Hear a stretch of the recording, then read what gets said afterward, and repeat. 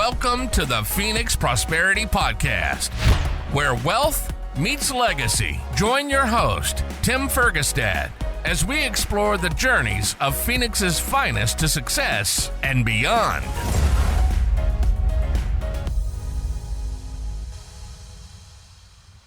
All right. Hello. This is Tim Fergestad. Thank you for joining us. When blood flow stops, everything is at risk. Today, vascular surgeon, Dr. Hasan I got this right. I had it.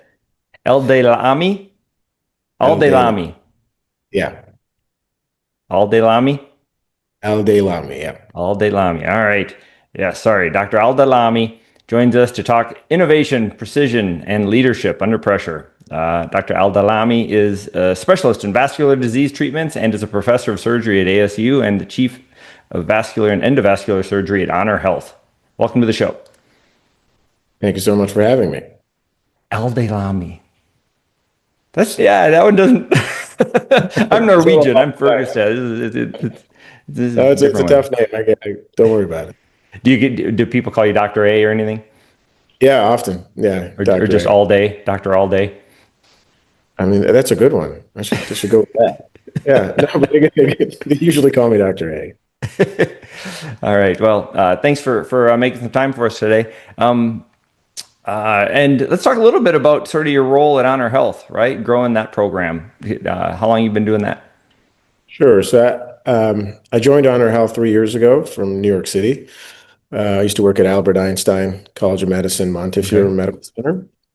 And over the last 3 years, we've grown our department quite a bit. Right now, I oversee all vascular services. That's vascular surgery, vascular medicine, and vascular diagnostics across our network of 9 hospitals. Okay. What was sort of the biggest challenge of growing that program? There's actually quite a few. So part of the reason for my recruitment was to transform HonorHealth, the cardiovascular service line within HonorHealth, into a cardiovascular center of excellence and the destination for cardiac and vascular care in Arizona. And in order to do that, there was a lot of groundwork that we had to put into place, from operational improvement to high caliber recruitments, building our research infrastructure, building our teaching and education infrastructure. We also had to redo and rebuild quality improvement infrastructure and processes. So it was a multifaceted, multi-step, approach to building this department.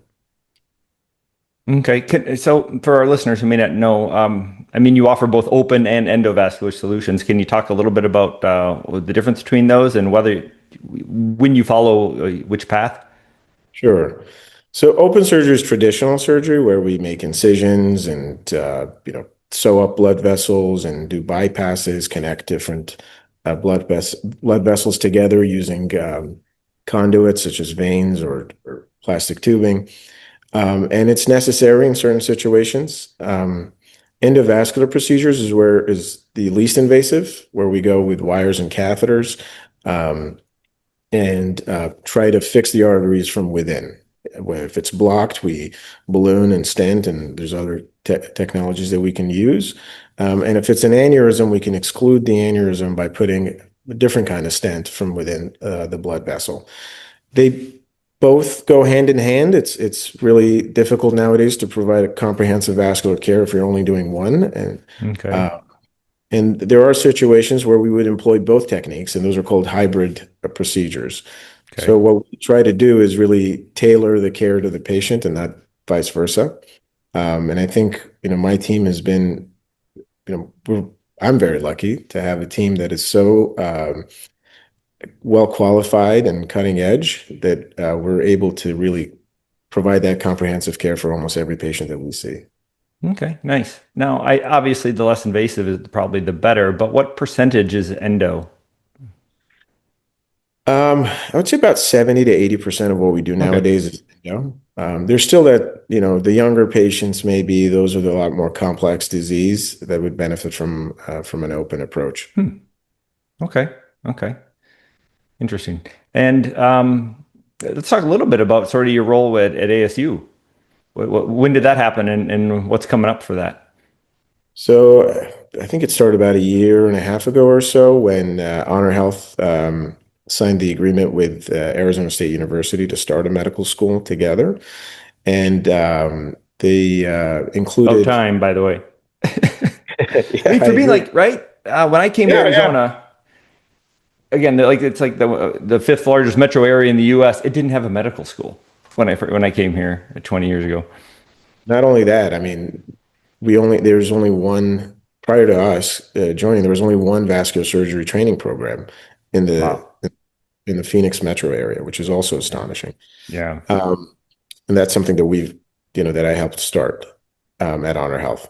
But going back to the medical school, they were looking for folks that came from an academic background that knew how to establish processes and protocols and curriculum, for the medical school. And a small group of us together from HonorHealth, along with folks from ASU, worked together to establish all these different processes and protocols for the medical school.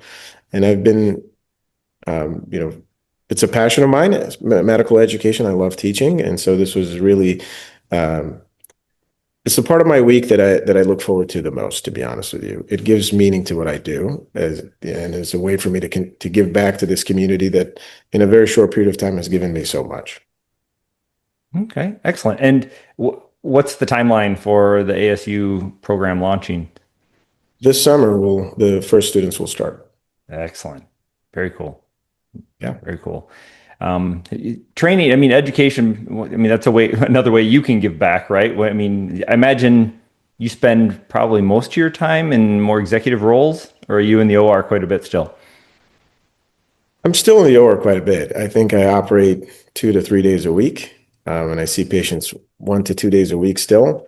It's Wow. hard Okay. to separate all the different things that I do. So I have, like you said, the administrative component, the clinical component, and the teaching and education component. It all happens together. It's hard to say today I'm just going to not see any patients and just teach or just have meetings because of the nature of vascular surgery. It's often acute, a lot of emergencies. So it's all mashed up together, and the lines are blurry. But we do it by Okay. how we were able to do it. Okay. Let's talk a little bit about the vascular discipline. But what are some of the misconceptions? What do people need to know that That's such a good question. Yeah, it's such a good. I think, you know, one of the challenges of vascular surgery is that we have not really done a good job at branding ourselves, not only to the general public, but also to other healthcare providers. Okay. There are primary care doctors that don't really know what it is that we do. And that's our fault. So vascular surgeons provide comprehensive vascular care for all vascular problems, with the exception of the brain and the heart itself. So we treat arteries, veins in the neck and the chest and the arm, legs, abdomen, blockages, aneurysms. And we do the open surgery, we do endovascular surgery. Nowadays, we just started a robotic program as well at HonorHealth, so we do that. And we are also the quote unquote radiologist. I don't want to offend the radiologist, but we also do diagnostic testing. So we run the vascular lab that does the testing, and we interpret those images on our own. And we provide medical management. So not everybody needs surgery. In fact, the majority of patients I see in the office don't need a procedure, and we're Right. the ones that follow them and provide the medical care for them. So we do a lot. We're It also the impacts firefighters. everything, every tissue. Pretty much, yeah. I mean, to have our value is also not just in what the patients that we treat ourselves, but also we are the backup for a lot of different specialties in the hospital. Like you said, there's blood vessels everywhere. So a surgical oncologist that's taking out a big tumor, they need to know that we're around in case something happens, in case there's bleeding in the operating room. Right. We do a lot of cutting edge cardiology procedures at HonorHealth, always at the forefront, but our cardiologists are comfortable introducing new technology because they know that we're available should anything go wrong to help with that patient. Also in traumas, somebody gets into an accident or a violent trauma, they're bleeding, they tend to call vascular to fix it. Right, right. So a lot of ED work that people may not appreciate. Yeah, we're in the hospital quite often at 2 a.m. Okay. I think of, I talk investing a lot, and I think of capital, right? The flow of capital dictates how the economy functions, right? And I guess in a way, in vascular surgery, flow determines life, right? And I don't know, just the movement of capital is the lifeblood of the economy is sort of how I think about it nowadays. And it's sort of, you just reminded me of that with every tissue is absolutely dependent on oxygen delivery through there. Do you guys do I mean, there's different, it's a subspecialty, right? To do the bypass and things like that when they're doing heart work or anything like that. Do you guys run those procedures? So we do bypasses pretty much everywhere except for the heart itself. So Okay. we'll do bypasses for the lower extremities, sometimes for the blood vessels that supply the head and neck or the arms. But the heart itself, that's done by cardiac surgeons. Okay. Is it just, I mean, back in the day, doctors did everything themselves. So it's just getting more and more specialized. I imagine you just, it's nice to have the extra training and expertise and whatever we're doing nowadays. Yeah, so you're absolutely right. So historically, there wasn't a distinction between cardiac and vascular surgery. There you had your cardiovascular surgeons. But as we've become more sophisticated and we're treating more patients and are introducing newer technologies, it's necessitated this separation, right? So that they can focus on the heart itself and perfect management of that. And we focus on all other blood vessels and try to optimize care in those different vascular beds. Right. Right. Okay. So, how much of your time, you're in the OR, you said 3 days a week or something, do you have people training with you? Yes. So we have vascular fellows and a general Okay. surgery. So most This is days? almost always. I mean, this is a point of pride for me because when I joined HonorHealth, there wasn't a vascular surgery fellowship program or training program. Okay. And part of my recruitment was to build one and to start a program. And now our fellow's about to graduate, the first fellow, and we love him. We think he's awesome, so awesome that we've hired him to stay on as faculty once he's done. Excellent.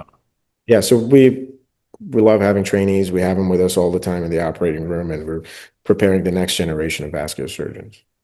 Okay. I'm also thinking a little bit about just general perfusion and health in the populace. People don't appreciate diabetes, whatever. My daughter shadowed my wife a few times lately, and she's in there on weekends. It's less urgent. It's amputations and things like that, right? She's seen a few legs leave the room without the patient, and try to avoid very much. some toes this weekend, I think. It's Yeah, so what we do, unfortunately, there are times where that's necessary, but our focus is always on limb preservation. So one of the things I did was start different programs. So we started an aortic program when we're a big, complex aortic center, a venous program, and we also started a limb salvage program. So we approach these folks with advanced PAD and diabetes, which is quite endemic in our population here. Right. As a multidisciplinary team, a podiatrist, cardiologist, infectious disease specialist, et cetera, to hopefully decrease the chances of amputation. And so far, we've done a really good job. And the trend at our institution is towards less and less amputations. But yeah, unfortunately, they still happen sometimes.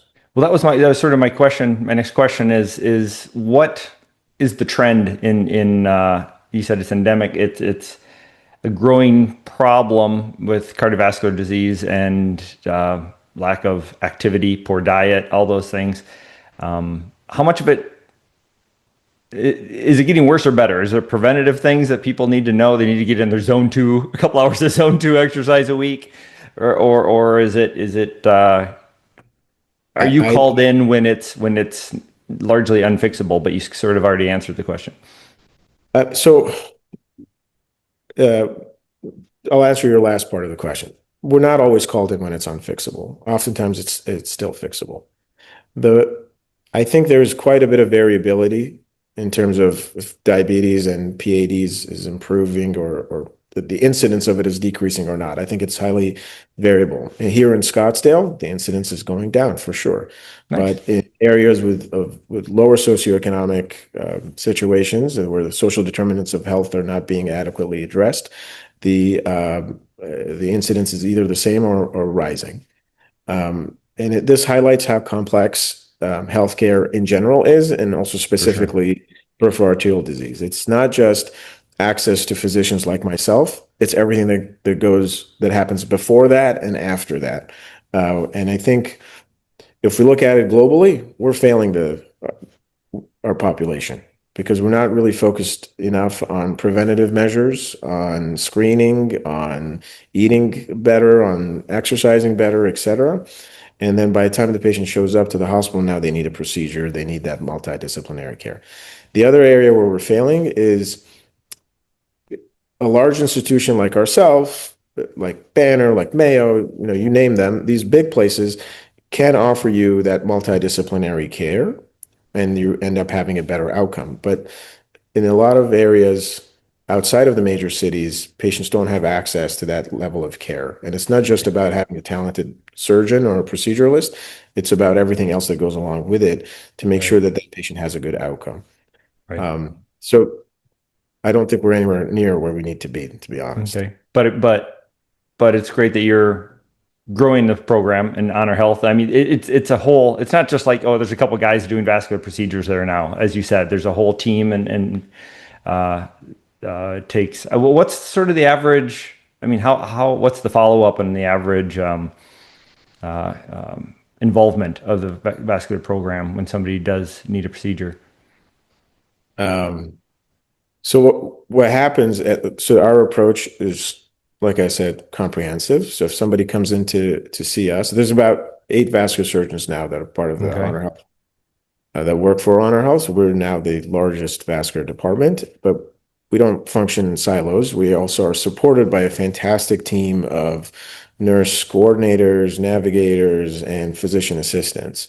And every patient that is determined that they would need a procedure gets put into a database, gets tracked by these um, uh, supporting staff, and we guide them to their different appointments, all their imaging that needs to happen, et cetera, so that they end up having the best possible outcome.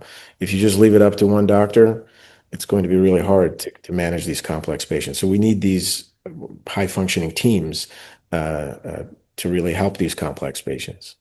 Sure. And but what's sort of like the time frame for follow up and rehab and so forth to make sure that the It depends on the procedure you're doing. So if you're doing a minimally invasive leg angiogram, the patient goes home Mhm. the same day. There's no incisions. We see them in the next couple of weeks. They're walking around already. If we're doing something larger, let's say we're doing an open aortic aneurysm repair, they stay in the hospital for several days. They end up going to rehab. So the procedures that we do are so variable that it's hard to standardize, what follow-up is going to be like. Sure, another testament to how how complicated it is and how involved some of the care can be. Yes, absolutely.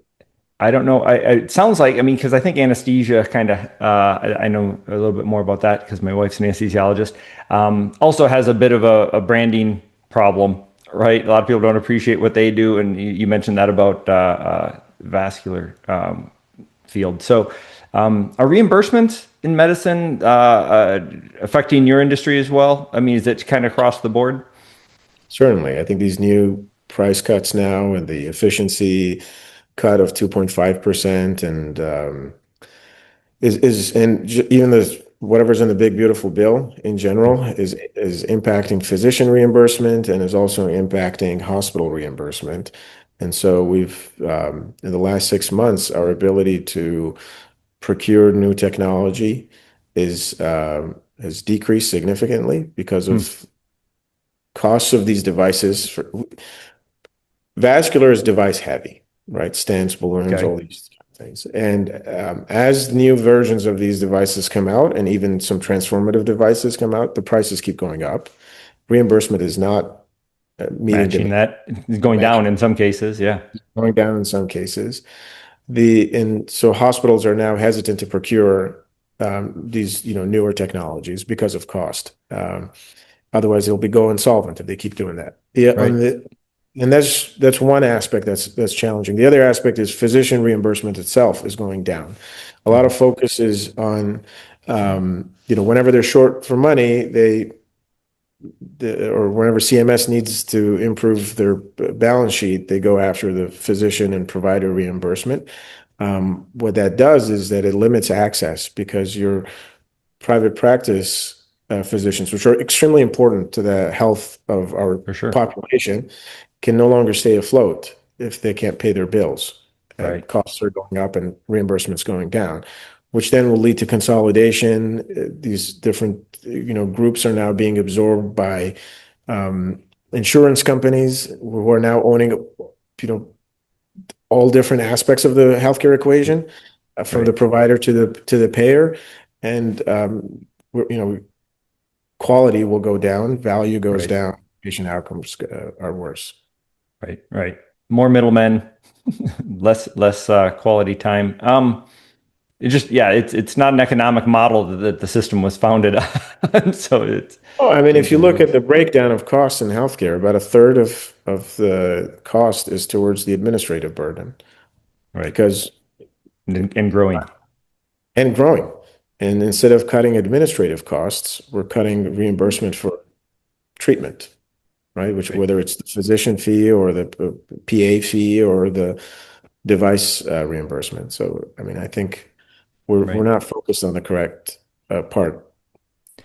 Most people don't realize the personal and financial sacrifices that becoming a surgeon and doctor sort of entail. Years of training, debt, right? Missed income and stuff. How should young physicians be thinking about that trade-off now as coming into medicine? Yeah, I mean, this was said to me when I was, looking to, apply to medical school, and at the time I thought it was silly, but now I believe it. You make a good living as a physician. Like you can, live in a nice house, send your kids to school, you food on the table, but you're not going to be wealthy if you're ethical and do everything correctly. You're not going to be wealthy. So your return on investment and the amount of time you spend, the personal sacrifices that you put in, the crazy hours, like in training, we wake up at 4:30 in the morning, go to work at 5:30, and then come back home at 8, 9 o'clock at night. And I did that for 7 years. Right. Um, right. So it's not worth how much you're going to make at the end. So if you want to go into healthcare, you got to go into it because you actually enjoy the field itself, the Right. opportunity to care for people. You know, I go home every night. I know that I did good in the world, right? I don't know if everybody can say that. And so that it's very meaningful. My job is very meaningful to me and to society. So that carries that a lot of value to me. And even if my For sure. reimbursement is not exactly where I think it needs to be, that part uh,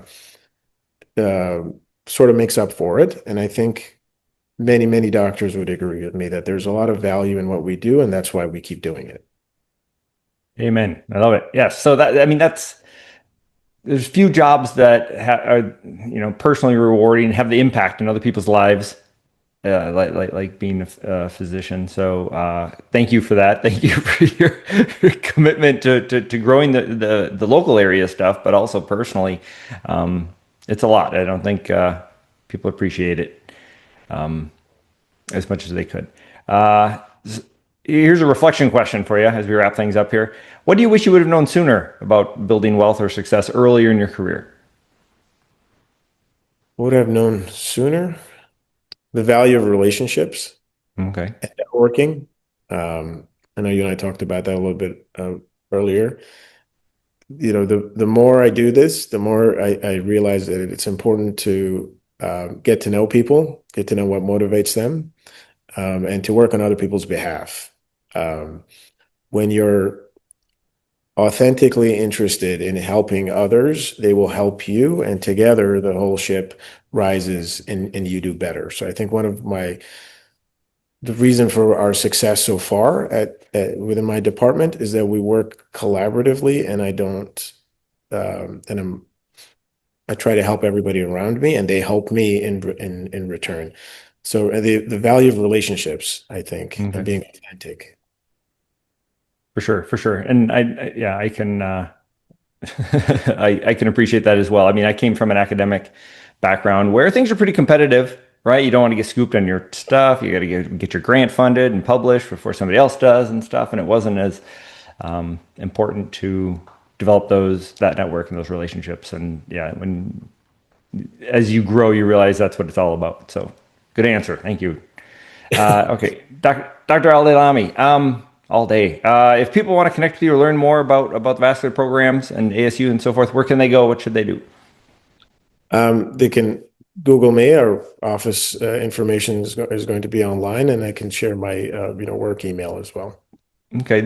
So there's you talked about the HonorHealth vascular program, but also the ASU. What's the ASU program called?